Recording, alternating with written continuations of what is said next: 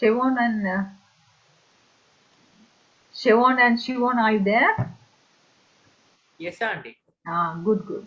Thanks for joining us.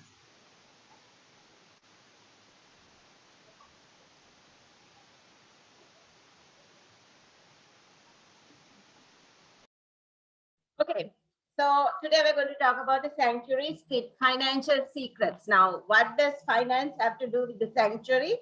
Let's find out, okay? Very interesting. It is God who gives us power to get wealth. Let's begin our study today by reading Deuteronomy 8, verses 17 to 18.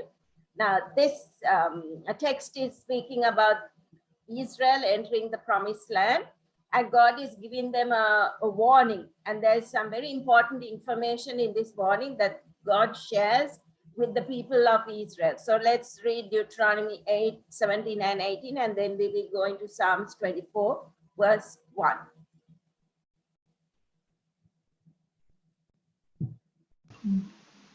Then you say in your heart, my power and the might of my hand have gained me this wealth. And you shall remember the Lord your God, for it is he who gives you power to get wealth, that he may establish his covenant which he swore to your fathers as it is this day. Okay, so let's read Psalms, Psalms 24, 1. The earth is the Lord's and the fullness thereof. Okay. So in other words, the Bible is extremely clear. We really don't own anything. Even the wealth we amass and we accumulate is not ours. It is his. Because it is he who gives us the power to get wealth. He gives us the power to work. He gives us the power, the intelligence to work so that we can be remunerated or we can get paid. So our riches all belong to God. And when we understand that, that puts us really in our place. Because sometimes we forget who we are and what we really are, right? So the Bible makes that very clear. Right. Now, in our study today, first let's take a look at the tithing system, because we're talking about the financial secrets in the sanctuary, right? So let's look at the tithing system in the Levitical priesthood of the Old Testament. Now that's where we're going to begin. And we're going to begin with the Leviticus 27, verses 30 to 32.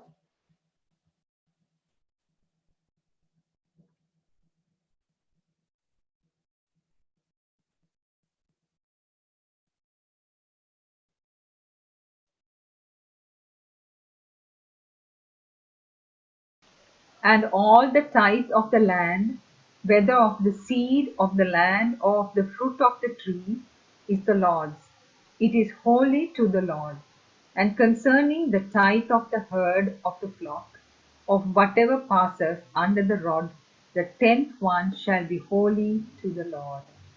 Now, these verses are pretty clear. They tell us that the tithe is holy and that the tithe belongs to the Lord in a very special way. Now, Dushan, tithing must be foreign to you.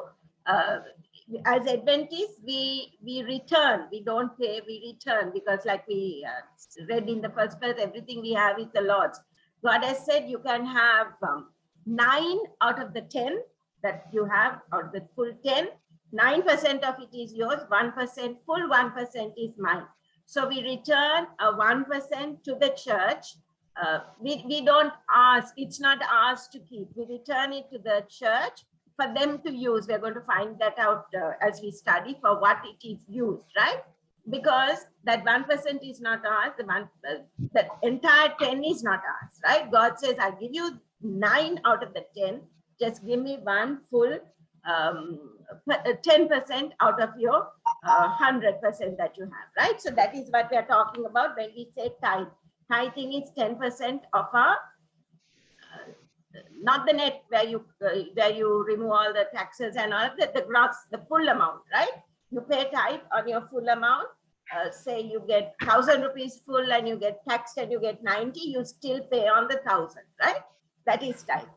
That is for Dushan, who doesn't understand the tithing system. Okay, now the question is, what was the tithing system established for? Why was tithing brought in? Why did God give us a tithing system? 10% of our income is in a special way God's, and God has given us that as a test to see if we recognize him as the owner of everything we possess, right? So what was the money of the tithe to be used for? Why are we tithing? What is the tithe used for? Let's read Numbers. There are going to be numbers in this for this slide. Numbers 18:20, and you see Israel was composed of 12 tribes, right? Israel was 12 tribes, the 12 sons of Jacob. And as we know, there was one tribe, one of those tribes, the tribe of Levi, that didn't receive an inheritance when they went into the promised land. When they went into Canaan, they didn't receive an inheritance in the land of Canaan, right? Every other tribe got land for their tribe, and God gave them this amount and they divided it among their people, but the Levites didn't get. In other words, every tribe of Israel got a portion of land to distribute among the families within that tribe. But the tribe of Levi received no land. They received no inheritance in the land of Canaan when Israel entered the promised land, right? So the question is, how are the Levites to sustain themselves? Because the land was given for people to cultivate and sustain themselves, to earn their living, to live on, right? Now notice Numbers 18:20, where we are told that they received no inheritance. Numbers 18 verse 20.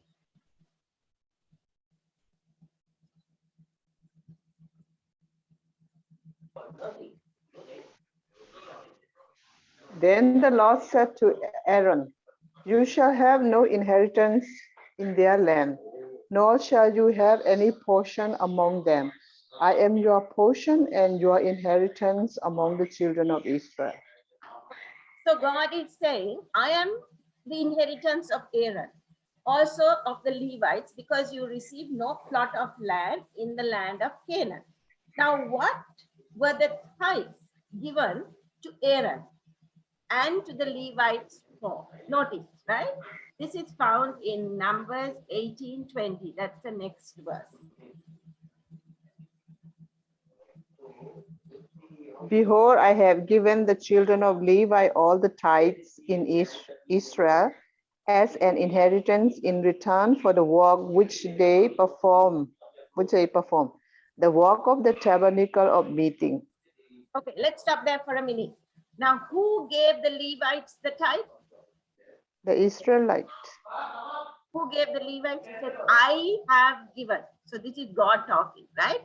So God gave the Levites the tithe, right? It's God who gives the Levites the tithe. So who paid the Levites? If God gave the Israel. Levites, no. Read the text nicely.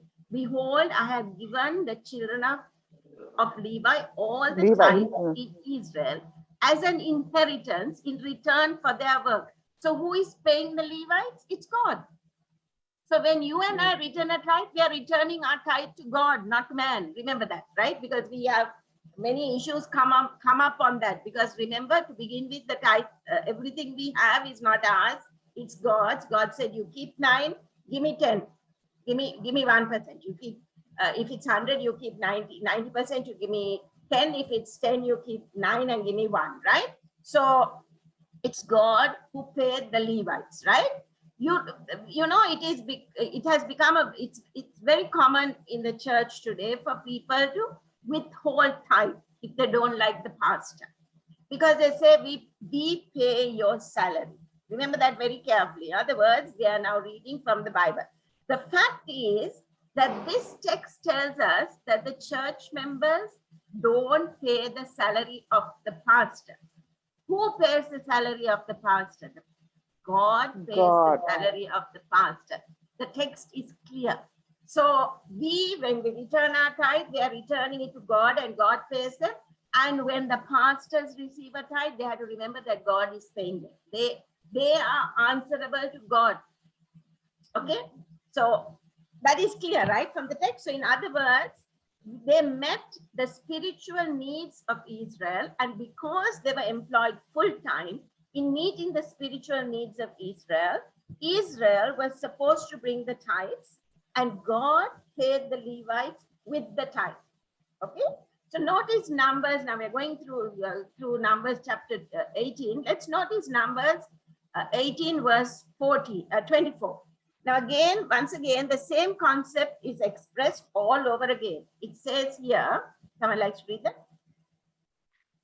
For the tithes of the children of Israel, which they offer up as a heap offering to the Lord, I have given to the Levites as an inheritance. Therefore I have said to them, among the children of Israel they shall have no inheritance. Once again, so we are clear with this concept from the Bible. Who gave Levites the tithe? The church members brought their tithe to the sanctuary, to the temple, but really God was paying them for the spiritual service that they rendered to the congregation of Israel, right? So it's God who pays their salaries. We just return what is God's. Now there is an interesting detail in Numbers 18 verse 26, and that is that when the Levites also were expected to tithe on the tithe that they were paid, right? On their salaries, they were expected to tithe. Someone likes to read that? Speak thus to the Levites and say to them, when you take from the children of Israel the tithes, which I have given you from them as your inheritance, then you shall offer up a heap offering of it to the Lord, a tenth of the tithe. So not only was the congregation to return tithe, but the Levites were supposed to tithe the tithe because they are paid on tithe. They were supposed to tithe the tithe. So basically the reason why is because the Levites were the ministers of Israel and they were supposed to give a good example. How can a minister ask the congregation to tithe if the minister is not faithful in tithing? The pastor is to be an example to his flock. So we are told that ministers in the sanctuary, the Levites, had to offer a tithe of the offering that they were paying, right? So remember, God, we return to God what belongs to him. Actually, we give 1/10 to him. He pays the Levites because the Levites provide a spiritual service to the congregation, right? To the camp of Israel. And the Levites didn't own land, right? They depended on the tithe. Can you see the system? The system has got a little bit skewed over the years. Okay, now the question is, what if the priesthood became corrupt?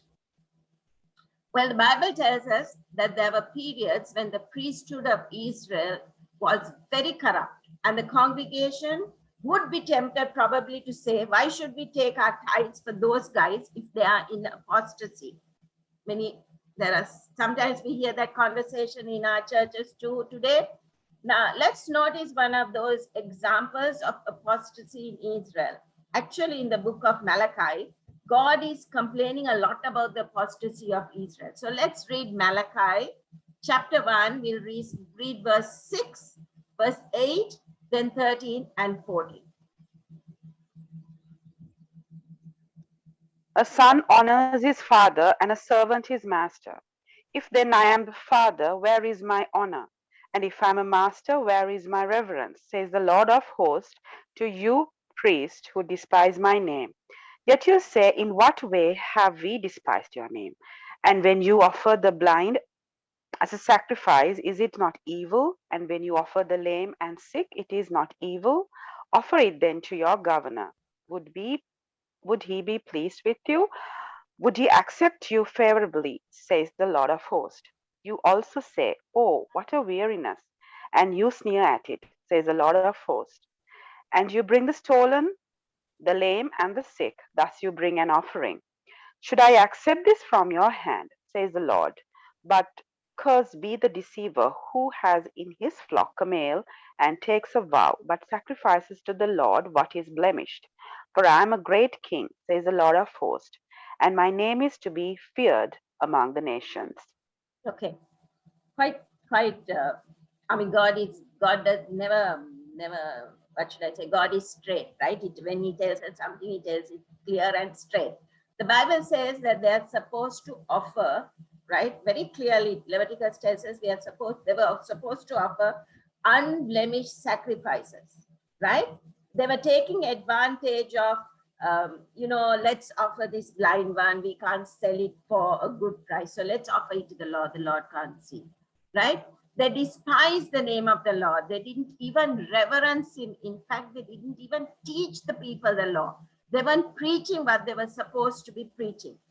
God is indicating or indicting or accusing and charging the priesthood, right?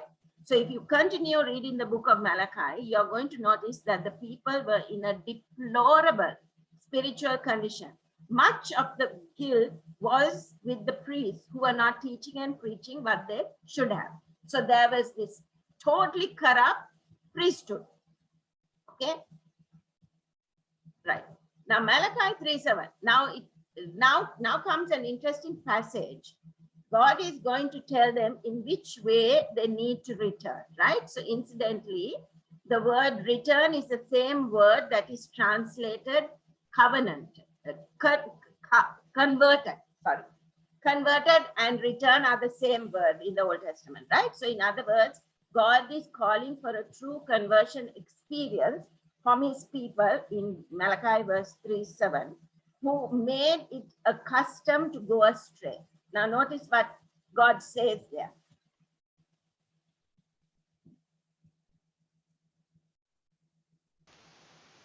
Yet from the days of your fathers you have gone away from my ordinances, and have not kept them. Return to me, and I will return to you, says the Lord of hosts. But you said, in what way shall we return? So they're saying when God says, return to me, get converted, come back, they say, in what way shall we return? Now let's see what God's answer is. It's found in Malachi 3:8-9.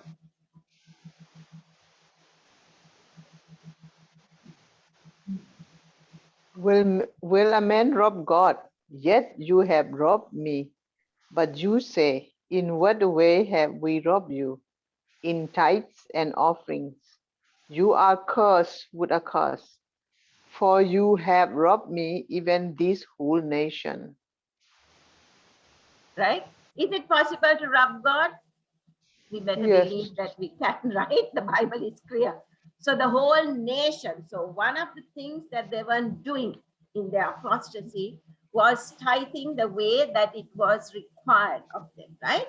So you have a corrupt priesthood, you have a people who are not tithing, and perhaps they are not tithing because the priesthood is corrupt, right? But notice what God has to say. He doesn't say, don't bring your tithes to the sanctuary because of these corrupt priests.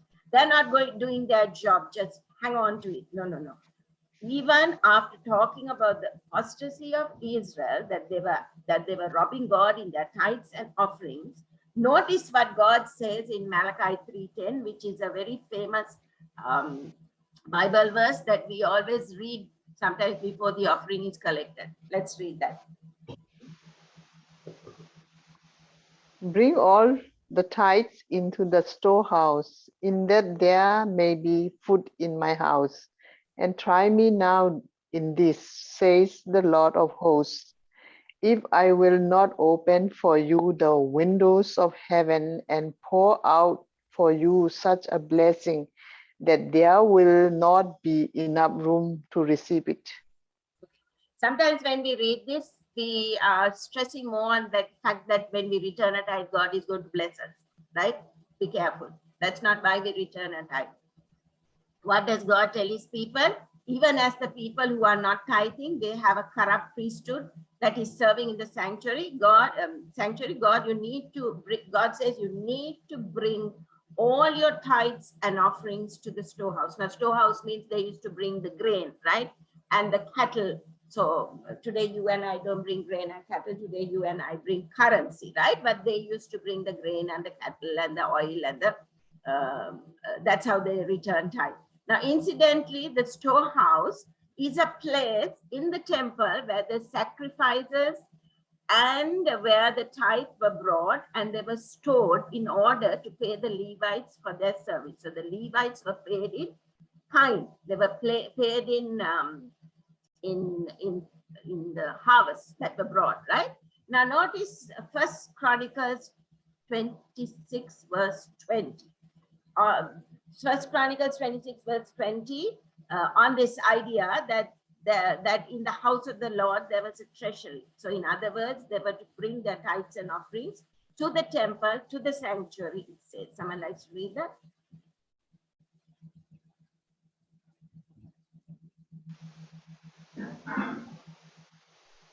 Of the Levites, Ahijah was over the treasuries of the house of God and over the treasuries of the dedicated things. So they had a system, right? When the tithes came in, there was a treasurer over it, right? Like we have treasurers in our church today. So now it's common for many Christians to say, now, well, wasn't the tithe for the Old Testament? Wasn't that the tithe for Israel? You know, it's interesting. Anything that demands a sacrifice, Christians today say that it was for the Jews so that they can just get out of it. For example, keeping the Sabbath, they say a whole day I can't go shopping, I can't watch cricket on Sabbath. No, Sabbath was for the Jews. Then Sabbath becomes for the Jews because I can't do what I want. And when you speak to them about healthful living, not eating pork and shrimp and lobsters, they say, no, that was for the Jews. They had a different digestive system than we do today, right? This is the rationale and argument you make here. And then you have here that tithing, returning 10% to the Lord to show that the Lord is the owner. They come up with the idea, no, that was for the Jews. No, it's not for the Christians. It's not in the New Testament. Then they become New Testament Christians, right? And so Christians say, all you need to do is believe. Don't worry, just believe about keeping the Sabbath. Don't worry about tithing. Don't worry about what you eat and what you drink. It doesn't make any difference. Just believe in the Lord and you and your household and you will be saved. That's the argument. That's the rationale they bring. Now let's go to the New Testament. What does the New Testament enact? Does the New Testament enact the idea that the tithe is going to remunerate the ministry for their full-time work in the cause of God? Now, that is why the ministers in our church don't have other jobs. They work solely for the Lord, right? So that they are what should I say? They are not divided in two things, in trying to do two things, right? Now let's read Corinthians, because First Corinthians 9, Paul talks extensively about tithing, right? Now this is an interesting passage in the New Testament written by Paul, and I believe this is the most powerful passage on tithing that we can find in the New Testament, right? So basically the gist of these verses is what Paul is saying is that the fruit of his labor are the Corinthians. So he's spiritually, he's spiritually working for the Corinthians, right? And they are the proof that God has called him as an apostle, that God has called him for a ministry. Now let's read 1 Corinthians 9. Let's start with verses 1 to 3.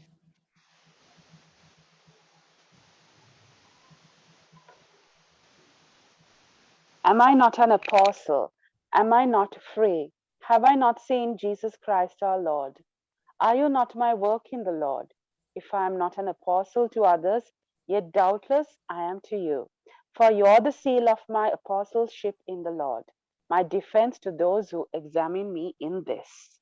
So in other words, he's working to win the Corinthians to the gospel, right? That's Paul's work. There are individuals who are criticizing Paul. They are saying, you weren't called to the ministry, right? So Paul is saying to the Corinthians, the conversion of the Corinthians, and they are accepting the gospel is an evidence that Paul was called to be an apostle. That's what he's saying, that I am called to be an apostle. Now, Paul is going to discuss a very thorny issue. It seems like Paul and Barnabas were traveling. And we know that Paul had to make tents in order to sustain himself. We don't know exactly what Barnabas did. Maybe he helped him build tents as well. But notice what the Apostle Paul has to say in verses 4 to 6. Okay, shall we read verses 4 to 6? Do we have no right to eat and drink? Do we have no right to take along a believing wife, as do also the other apostles, the brothers of the Lord, and Cephas? Or is it only Barnabas and I who have no right to refrain from working? Okay. So now Paul's argument is great, right? Now the way the New International Version translates it is this, that only Barnabas and I must work for a living. So in other words, he's saying, is it Barnabas and me that cannot benefit from financial support from the church, that we have to work in order to get financial support, to be financially viable, to do our job, right? And then Paul argues using 4 different analogies, right? That it is necessary for those who are working in preaching the gospel to be remunerated for their spiritual work. Now, his first one is found in verse 7. Okay, let's read that and discuss that. Whoever goes to war at his own expense, who plants a vineyard and does not eat of its fruit, or who tends a flock and does not drink of the milk of the flock. Now he's saying, coming out with a great argument. Whoever goes to war, does he go at his expense? Imagine now the war that is being fought in the Ukraine and Russia, right? Now imagine their governments. They're saying, okay, you're going to war, you pay for your own food, you pay for your own clothes, and you pay for your own lodging, right? You pay for everything, and you have to pay for your own weapons, right? But you fight for the country. Do you think you'll have anybody fighting? Right? So there would be nobody who would join the army, right? Because if they're fighting for the country has to provide for their physical needs, right? Nobody would join the armed forces, because when you serve in the army, what happens? Everything is provided because you're working in the army or you're working in the armed forces, right? The army, navy, the air force and police. Then he says, who plants a vineyard, right? And does not eat of the fruit. Pretty logical, isn't it? He says, now if you plant a vineyard, aren't you going to eat the grapes? Or you're just going to only plant it, right? Then he says, who tends a flock and does not drink the milk of the flock? Who has a herd of cattle and doesn't drink its milk? Then he goes to the 4th analogy, and he's amplifying this one even more basically. So what he's saying is this. He says, this is merely my human opinion. Now let's read the verses 8 and 9.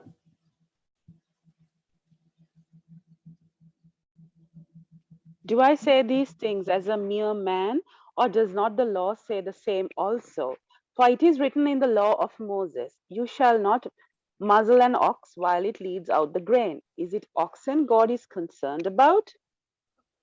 So he's saying, now he's saying, okay, now there was this. Let's go to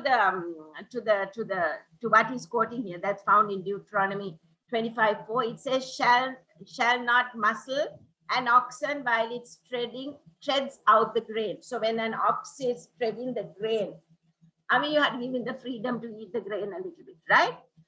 Because he has a right to the grain, to eat it, right? Because he's working, right? So now, did God give this law because he was so worried about the oxen being able to eat because they work? So God gave them this law. He said, when you have an ox plowing a field, don't muzzle its mouth. Let it eat the grain that he's working for, right?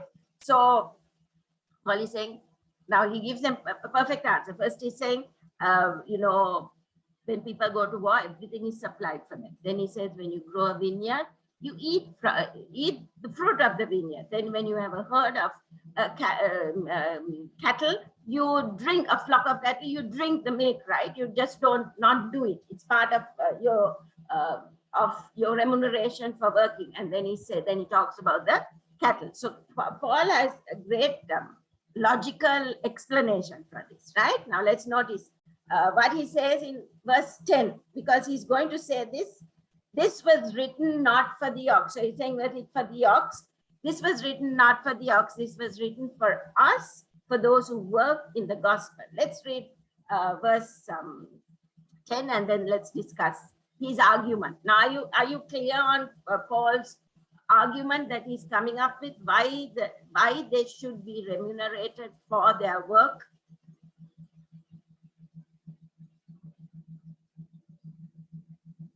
Or does he say it altogether for our sakes? For our sakes, no doubt, this is written, that he who plows should plow in hope, and he who threshes in hope should be partaker of his hope. So Paul is saying, it is written for us, not for the ox, right? So he says it is written for those of us who work in the gospel, because you see the ox is a beast of burden and he serves his master. So Paul is saying we are apostles that preach the gospel and we serve our master. So it is written not for the good of the oxen alone, it is written for those who preach the gospel. What is Paul saying here is that an individual who preaches the gospel should be remunerated because of the work that he performs in preaching the gospel, right? So now let's listen to Paul continuing his argument. Paul must have been a lawyer. Let's read his argument in verse 11 and 12. If we have sown spiritual things for you, is it a great thing if we reap pure material things? If others are partakers of this right over you, are we not even more? So it's saying, in other words, if we serve your spiritual needs, right, which is what the ministers should be doing and Paul was doing, is it too much to ask you to supply our material or our physical needs?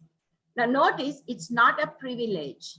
It is a right according to Paul, right? He says, nevertheless, we have not used this right, right? Nevertheless, we have not used this right, but endured all things lest we hinder the gospel of Christ. So Paul says it is our right, but we haven't used it because we don't want to hinder the gospel. We don't want to hinder the gospel. Now, the next two verses are critically important for us to understand his argument, right? So the next two verses, because they deal with the sanctuary, and this is our study series is on the sanctuary, right? So he's going to take what happened with the Levites and he's going to apply it to those who preach the gospel in the New Testament. Let's notice verses 13 and 14. Do you not know that those who minister the holy things eat of the things of the temple, and those who serve at the altar partake of the offerings of the altar? Even so, the Lord has commanded that those who preach the gospel should live from the gospel. Okay. So, who were the ones who ministered the holy things? Priests, right? The Levites. Now, listen carefully. Even so, what does even so mean? In the same way as back then, the Lord commanded, not has recommended or some suggested. So it says, even then, the Lord has commanded. God didn't suggest or he didn't recommend. He commanded, a command, right? The Lord has commanded that those who preach the gospel should live from the gospel. But Paul is saying is that the tithe is also a New Testament principle. He makes this clear when you continue reading verses 15 to 18, that he basically says, I have not asked for this right to be applied to me. I build tents. And the reason why is because if I receive money for preaching the gospel, my enemies may say that I'm preaching for money. So he says, I'm full, I'm a self-sufficient supporting missionary. I'm a self-supporting missionary. But he says that doesn't mean that all who preach the gospel must be self-supporting missionaries. because it's very clear, and he very clearly says that those who share the gospel should live from the gospel, and that was done from the time. I hope we are clear on that, right? Because we are discussing this from the sanctuary point of view, the sanctuary, the financial blessings we get from the sanctuary. Now, it's very interesting to know that the book of Hebrews tells us that the priesthood of the Levites was abolished, right? When Jesus died on the cross, because Jesus accomplished the shadows, the types and the shadows on the cross. He was the reality. And so some Christians say, well, if the priesthood was abolished at the cross, that must mean that tithing that remunerated the priest was also done away with. Now, these are the arguments people bring in for not returning a tithe. Now, let's read those texts that speak about the Levitical priesthood coming to an end in Hebrews 7, 18 and 19, right? It's comparing the New Testament system with Christ having arrived and the Old Testament system of offerings and sacrifices here in these two verses. Let's read that.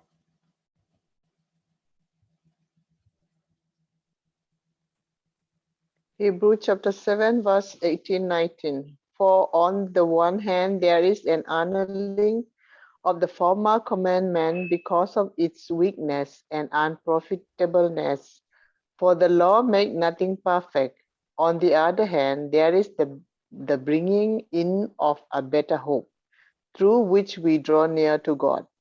Okay, now before we get confused, if you read the context of Hebrews 7, it's talking about the commandments concerning the priests, not the commandments of God, not the 10 commandments, right? It's talking about the commandments concerning the priesthood, right?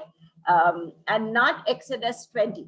Now, what happened with the old system, the old commandments having to do with the priesthood? They were annulled because of their weakness and unprofitableness. Now, this quarter we are studying the book of Hebrews, and it's very clear that Jesus is the better sacrifice. The sacrifices of the Old Testament are good. They are good. They are not bad. They are good. But Jesus is better, right? So everything, Jesus is better, right? The Old Testament was good, but Jesus is better. So what happened with the old system, the old commandments having to do with the priesthood, they were, like I said, they were annulled at the cross. Now, Numbers 18:21 makes it very clear that it was the Levites who were supposed to receive the tithe. Let's read that again because it's very important. It says there, someone likes to read it?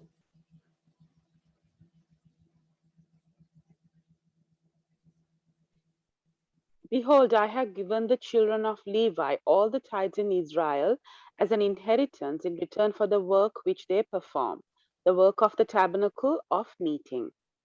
Okay.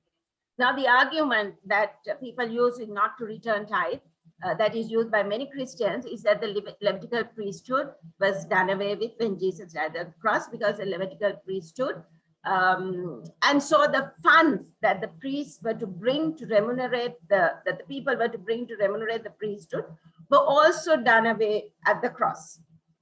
Doesn't that sound logical? Very logical, right? If the priesthood is done away with, I mean, why do you need to return a tithe? Whom are you going to pay? Now, it doesn't sound very logical to me. I don't know if it does to you, but if the Levitical priesthood is no longer functioning because it was done away with, then it should stand to reason that the tithes that the people brought to sustain the priesthood no longer have to be brought. Now, that's a clear statement, but we don't have to tithe, not at all. It's just the argument that many Christians use. But now let's see biblically. Now, it's not my opinion, your opinion, or some person's opinion. Let's go to the Bible. Let's see biblically that even though the Levitical priesthood came to an end and there were no Levite priests anymore, that the tithing principle still endures, right? Let's see that. Listen carefully to the line of reasoning. We will that we are going to go through now. We will first go to Genesis, and then we are going to go to the book of Hebrews and examine something very interesting. Now, the book of Genesis is the book of origins. So everything that God wanted for the human, for mankind, is found in Genesis, right? So that is where the blueprint is. So if you want to get clear about something, go to Genesis, right? And everything else in the Bible will explain it to you equally clearly like that. Now in Genesis, I remember last week, Christina was talking about Melchizedek. Now the story that we find in Genesis 14 is actually taking place 500 years before the Levitical priesthood was established. 500 years, right? And that is an important point. It's happening between 19,000 and 2000 BC, right? And the Levitical priesthood was established around the year 1445 BC. So 500 years before, about 500 years before the Levitical priesthood was established, right? Now the story that we are going to look at is taking place in Genesis chapter 14. So we're going to read a little bit of Genesis 14. The story is that 4 kings allied themselves to go to war and fight against the king of Sodom. And of course, who lived there? Lot lived in Sodom. And so these 4 kings joined forces. They went to Sodom, they conquered the city, they took captives, including Lot, and they looted the cities and took all the possessions of the cities. Now, when Abraham heard about this, he said, I have to go and I have to rescue Lot. And I also have to get all the possessions back. So he gathered 318 choice men, very carefully chosen, to go and battle against the 4 kings and to get back Lot and to get back the loot that they had taken from Sodom. Bible tells us Abraham was successful in the battle. He overcame these kings. He got Lot back. He acquired all of the possessions that they have stolen in the war, the loot, he got them back again. Now, on his way back, something very interesting happened. He met on the way a mysterious figure that seems to appear and then disappear from biblical record. The name of this individual was Melchizedek. Let's read about this in Genesis chapter 14, verse 18. What is very interesting is that there was a priesthood before the priesthood of Levi. It was the priesthood of Melchizedek, right? So there existed a priesthood before the Levitical priesthood. Someone likes to read verse 18?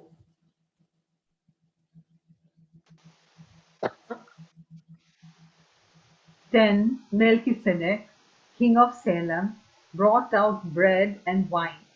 He was the priest of God Most High.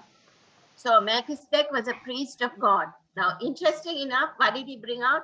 He brought bread and wine. Isn't that interesting?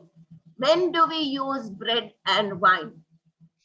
We use bread and wine at Communion. communion. We use bread and wine at communion. So this is apparently a communion service, at least in figure or in type, right? So the question was there a priesthood before the Levitical priesthood? There was a priesthood before the Levitical priesthood, right? So there was a priesthood. Now notice how the story continues developing. Remember, this is happening 500 years before the Levitical priesthood is established. Let's go to verse 19. Once again, speaking about Melchizedek.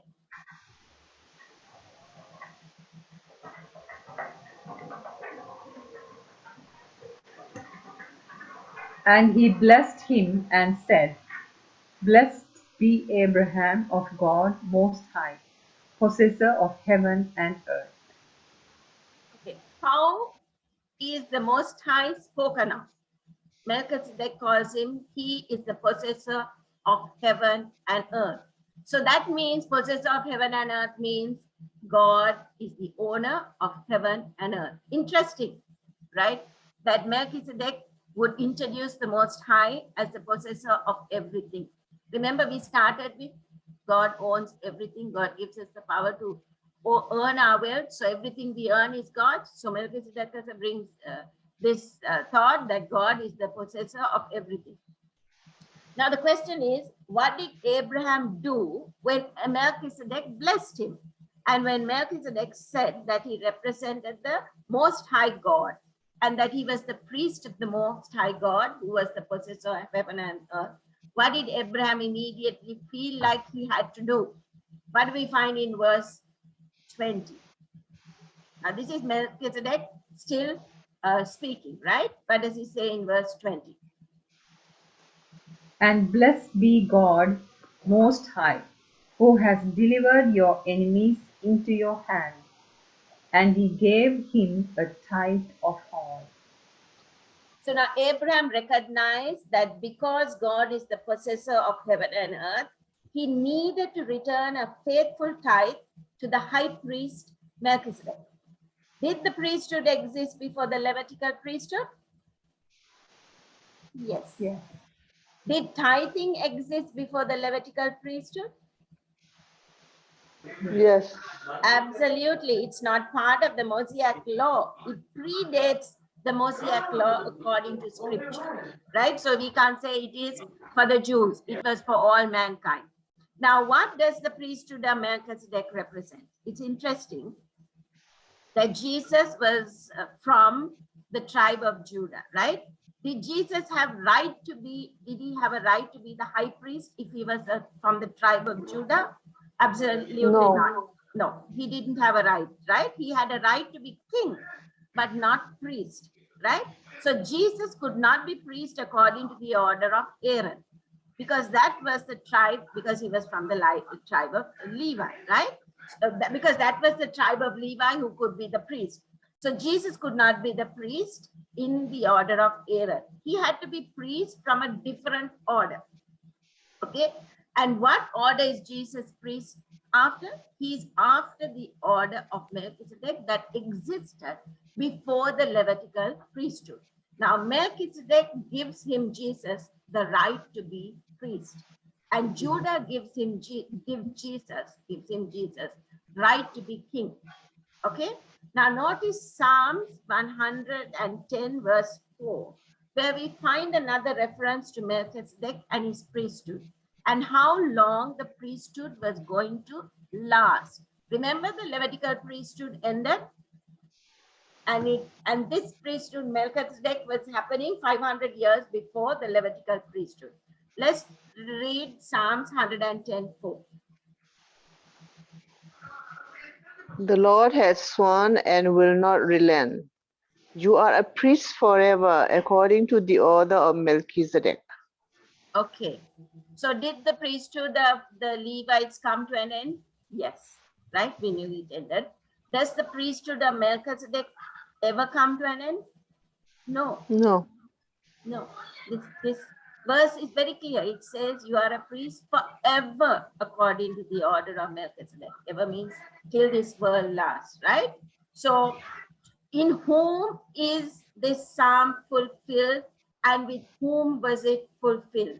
Let's read Hebrews 6 verses 19 and 20. In whom was this psalm fulfilled, and with whom was it fulfilled? Right? Let's read Hebrews 6 verses 19 and 20.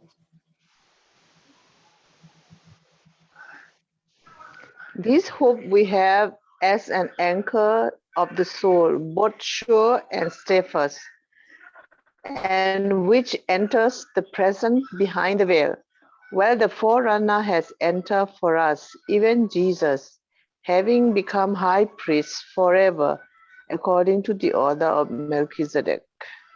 Whom was that psalm? In whom was that psalm fulfilled? It was fulfilled in Jesus, right? So let's read Krishna also there. Let's read Hebrews 7:17. Okay, Hebrew. Hold on. I can't see it. It's the last one. Can't see? Hebrews 7:17. Yeah, I can see now. For he testifies, you are a priest forever, according to the order of Melchizedek. So is that clear? So you have the priesthood of Levites, which received tithe, and that priesthood came to an end. But you have another priesthood, which is the priesthood of Melchizedek, which existed before the Levitical priesthood. That priesthood lasts forever. So was there tithing under both priesthood? Yes.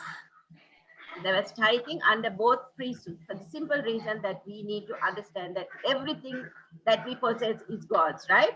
So the tithing under the priesthood of Aaron, which came to an is what came to an end, but there is the tithing under the priesthood of Melchizedek, which is what will continue. So in this, so is the tithing principle something that predates the Levitical system?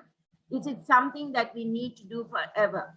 Right? Bible is clear, absolutely, because the priesthood of Christ is forever. Now the argument of Hebrews 7 is very tricky. So let's just go through this slowly so you can understand it. If you read Hebrews chapter 7 verses 4 to 10, right? Now this is the line of argument. We usually don't argue this way in our world today, but this is the inspired scripture and we can trust it.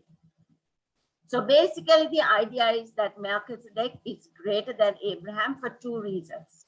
Melchizedek is greater than Abraham because Melchizedek blessed Abraham, and the one who blesses is greater than the one who is blessed. Okay, that's the argument that the Bible, the line of reasoning in scripture. Now Melchizedek is greater than Abraham because Abraham gave Melchizedek tithe, right? Gave him the tithe, returned the tithe. So are these two ways clear? Do we understand that? Melchizedek is greater than Abraham because Melchizedek blessed Abraham, and the one who blesses is greater than the one who is blessed. And then Melchizedek is greater than Abraham because Abraham returned tithes to Melchizedek. Now listen carefully. Was Levi a descendant of Abraham? He was, right? Right? Levi was the son of Jacob. Jacob was the son of Isaac, and Isaac was the son of Abraham. Now, pay close attention to this line of argument, right? Levi was in the loins of Abraham because he's a descendant of Abraham, right? And when Abraham returned tithe to Melchizedek, right? We usually don't argue this that way, but that's the way the argument goes in scripture. Because Levi is a descendant from Abraham, and when Abraham returned tithe to Melchizedek, Levi was giving tithe to Melchizedek in Abraham, right? Because he was a descendant of Abraham. Is that clear? Or am I confused? Did I confuse you?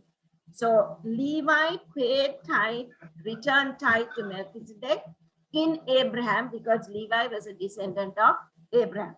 So whose priesthood is greater?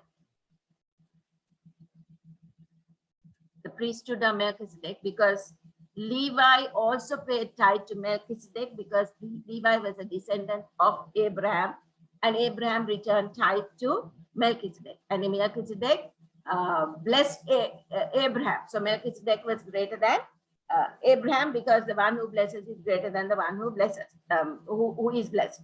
But the argument continues. Therefore, when Abraham gave tithe to Melchizedek, Levi was giving tithe to Melchizedek through the instrumentality of Abraham, because the Levites gave tithe to Melchizedek through Abraham, and Abraham was blessed by Melchizedek. The priesthood of Melchizedek is greater than the priesthood of the Levites. Can you understand that? The priesthood of Melchizedek is greater than the priesthood of the Levites, the Levitical priesthood. Are you following the line of argument? Yes. Okay, because this is very important. So the tithe today is still binding because there is a priesthood that is greater than the Levitical priesthood. It's still a priesthood, and it's the priesthood of Christ.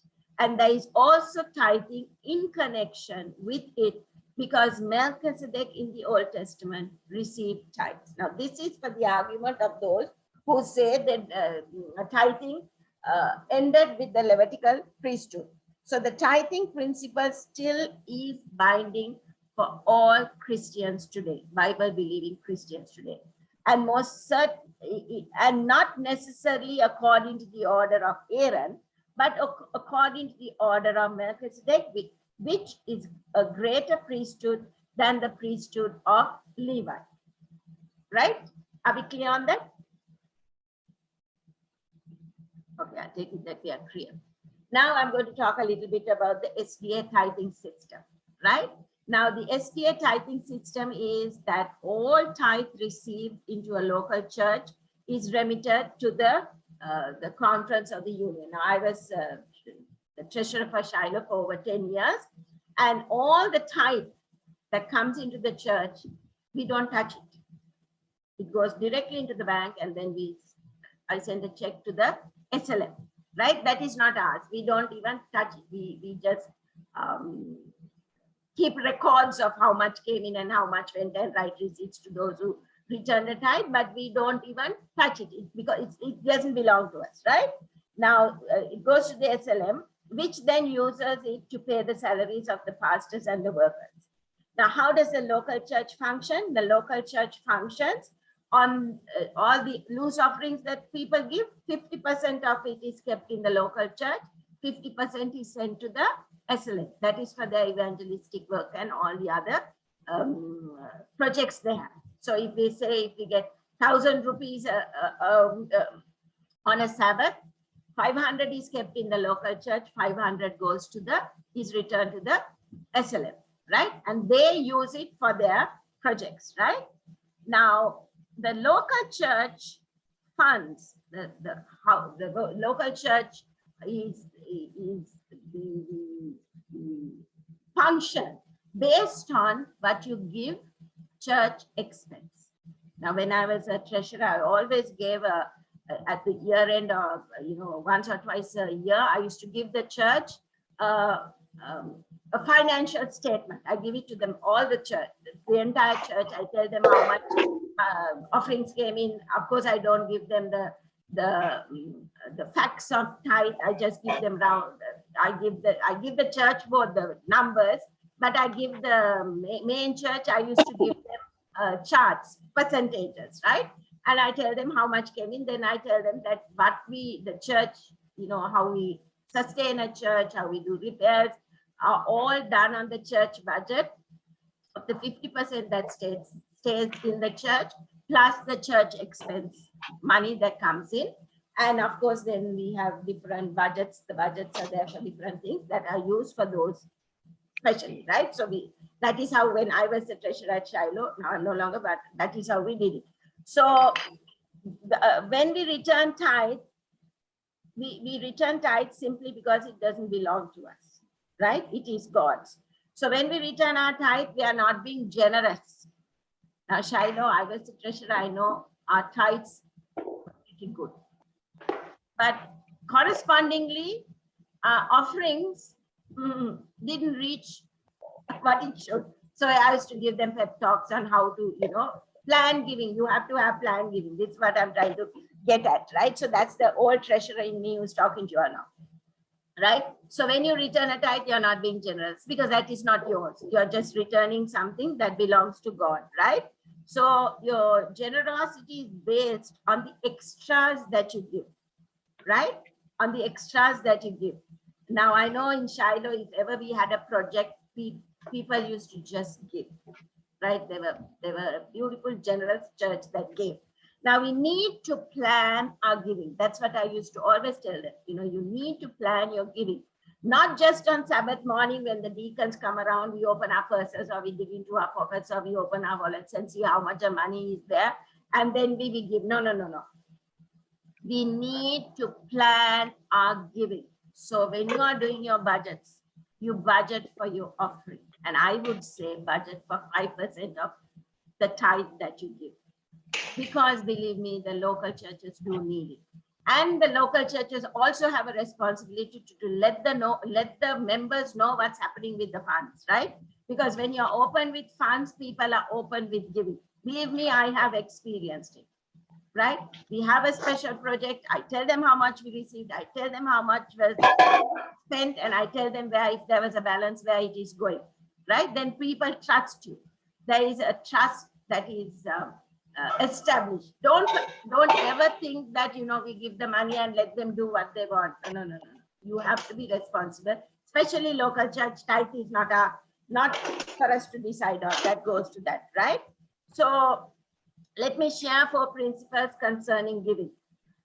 You know, most Christians use this to try and prove this verse that I'm going to talk about, that is up there on the screen, to try and prove that Sunday is the day we are supposed to keep. But it's not teaching that, right? It is teaching the 4 principles of giving. Notice what it says here. Paul is now concerned about the collection or the offering. Someone likes to read that?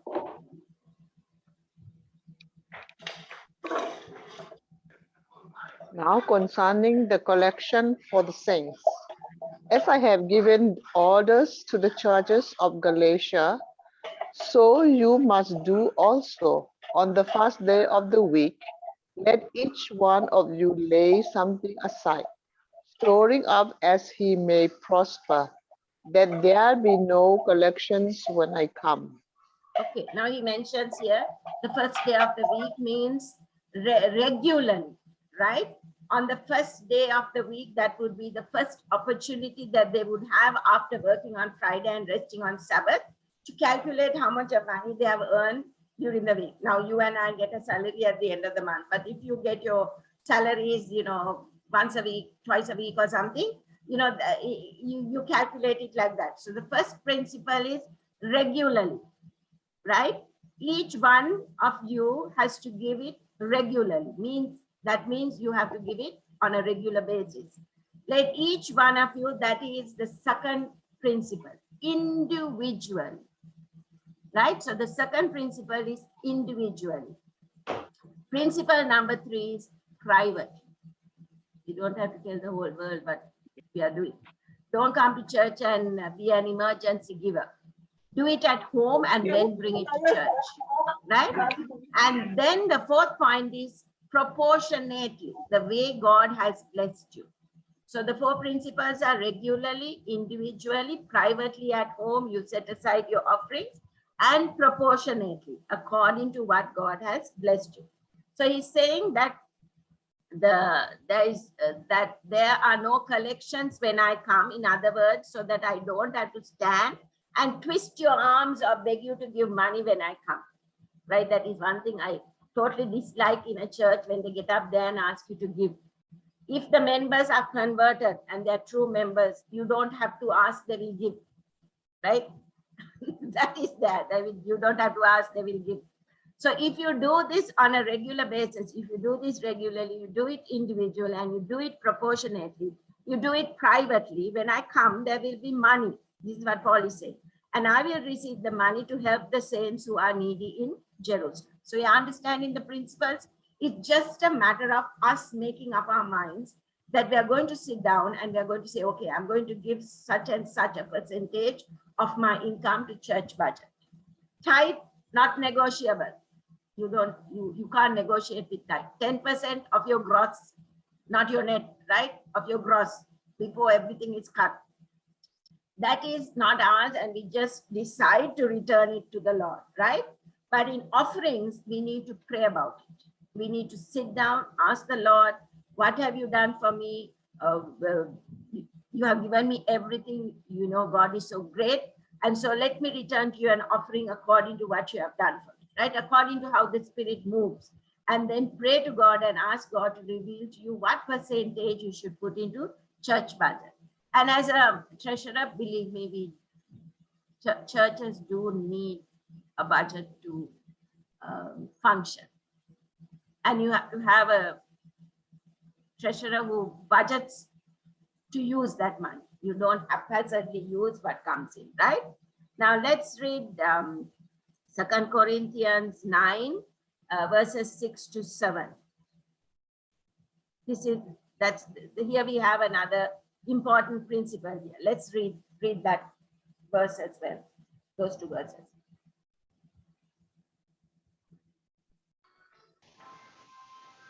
Will a man rob God? Yet you have robbed me. But you say, in what way have we robbed you? In tithes and offerings. But this I say, He who sows sparingly will also reap sparingly, and he who sows bountifully will also reap bountifully. So let each one give as he purposes uh, in his heart, not grudgingly or of necessity, for God loves a cheerful giver. Okay, important principle here. If you plant one corn seed, how many years of corn are you going to get? One, perhaps two, right? One seed, small harvest. What happens if you plant hundreds of seeds? You're going to get a harvest of hundreds of years of corn, right? So that's just a principle. What you sow is what you reap. Giving is a decision of the heart first. See, God never asks us our money. God asks us for our heart. That's what I say. If you have a converted church, you have a converted offering that comes in, right? And when he has a heart, he has a money. So that's why Jesus said, where man's treasure is, there, that is where his heart will be also. Not giving out of compassion or by obligation, right? We don't give out of compassion or obligation. Let's read Testimonies to the Church, Volume 1, page 545.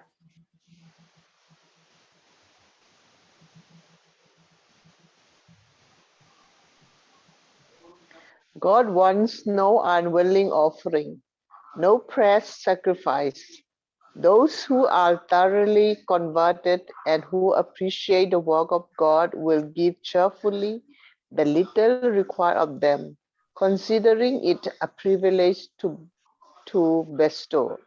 Okay, two conditions. Those who are thoroughly converted and those who appreciate the work of God will give cheerfully. They will not give grudgingly, right? Your offering doesn't have to be great. You will give, and what remains is what shows your benevolence, not what you give, not the amount you give, but what is remaining is what shows you the benevolence. Now listen, we don't give in order to be blessed, right? We don't give in order to be blessed. We give, and as a result, we are blessed. We don't give to earn the favor of God. We give, and God says, oh, here's a bonus for you. As we give, we receive in return. That's the principle of life. So don't give to be blessed. You know, I get very uneasy when people say God will bless you when you give. We don't give to get blessed, but we give because our hearts are converted, you know, and we don't give to earn favor from God. We give because we love the Lord, we love his work, we want it to progress, right? And then when we give, we receive more bountifully. Let's read Luke chapter 6, verse 38, and then we'll go to Proverbs before we close. Give, and it will be given to you. Good measure, pressed down, shaken together, and running over will be put into your bosom. For with the same measure that you use, it will be measured back to you. And Proverbs 3, 9, and 10.